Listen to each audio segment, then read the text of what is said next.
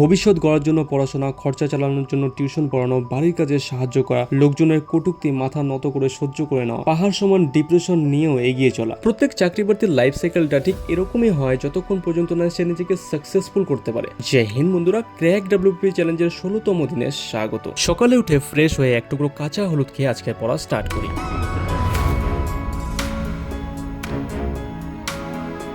এই সময়টা জিকে পড়ছি। জিকে হলো এমন এক বিষয় যে রোজ চর্চার মধ্যে না থাকলে সেটা মাথা থেকে আউট হয়ে যায়। তোমাদের ক্ষেত্রে এমনটা হয় কিনা কমেন্ট সেকশনে অবশ্যই জানিও। যাই হোক, এখন থেকে ঠিক করেছি যে রোজ মিনিমাম এক চ্যাপ্টার করে হলেও জিকে রিভিশন দেবো।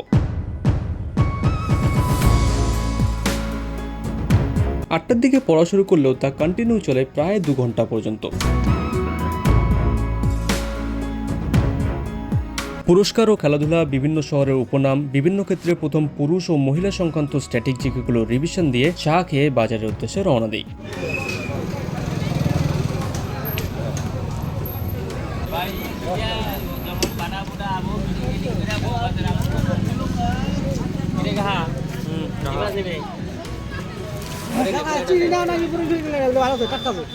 প্রায় 4-5 বছর ধরে এই দুই কাকার কাছ থেকে মাছ নেওয়া হয়, তাই রিলেশনটা খুবই ভালো। এদিকে বাজারে তো প্রচুর মাছ উঠেছে, কিন্তু আমার পছন্দ মৃগেল মাছ। তো প্রায় 600 গ্রাম মতো মাছ নিয়ে বাড়ি ফিরি। খিদে তো পেয়ে গিয়েছিল, কিন্তু ভাত রান্না হয়নি। এদিকে বোন পাস্তা করে রেখেছিল, তো সেটা খেয়ে এডিটিং এ বসি। এডিটিং কমপ্লিট হয়ে গেলে খাওয়া দাওয়া সেরে প্রায় 1টা থেকে অঙ্ক করা শুরু হয়।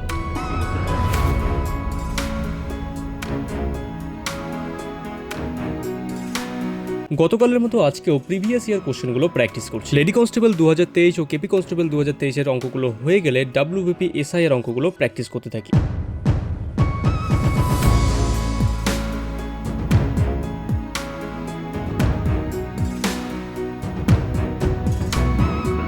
একটা থেকে প্রায় 3:30 পর্যন্ত একটানা ম্যাথ করে ভাবলাম এবার একটু শুয়ে প্র্যাকটিস করা যাক, কিন্তু সেই শোয়াটা যে কখন ঘুমে পরিবর্তন হয়েছে বুঝতেই পারিনি। প্রায় 4:30টার সময় বোনের ডাকে ঘুম ভাঙলে প্রথমে তো নিজেকে অন্য জগতের প্রাণী বলে মনে হচ্ছিল, কিন্তু পরে বোনের তৈরি করা দইয়ের ঘোল খেয়ে স্মৃতিশক্তি ফিরে আসলে ওয়ার্কআউটটা শুরু করি।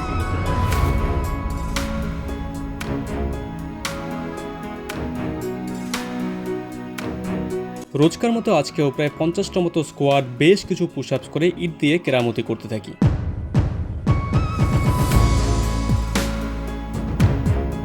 ওয়ার্কআউট কমপ্লিট হয়ে গেলে স্নান সেরে খাওয়া দাওয়া করে টিউশন পড়ানোর উদ্দেশ্যে রওনা দেই।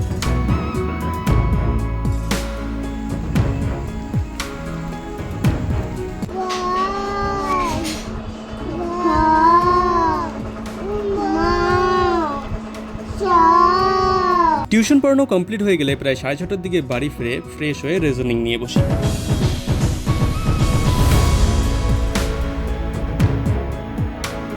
আগের দিন বলেছিলাম যে রিজনিং এর যে চ্যাপ্টারগুলো কম প্র্যাকটিস করছি সেগুলোই পরের দিন থেকে বেশি করে করব, তাই আজকে ডিরেকশন টেস্ট দিয়ে শুরু করলাম।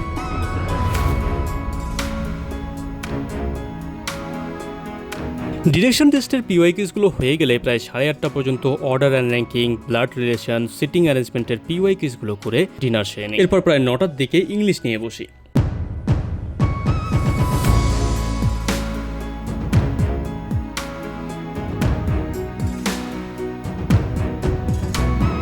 প্রায় 10টা পর্যন্ত ইংলিশ পড়ে ভিডিও এডিট করে শুয়ে পড়ি।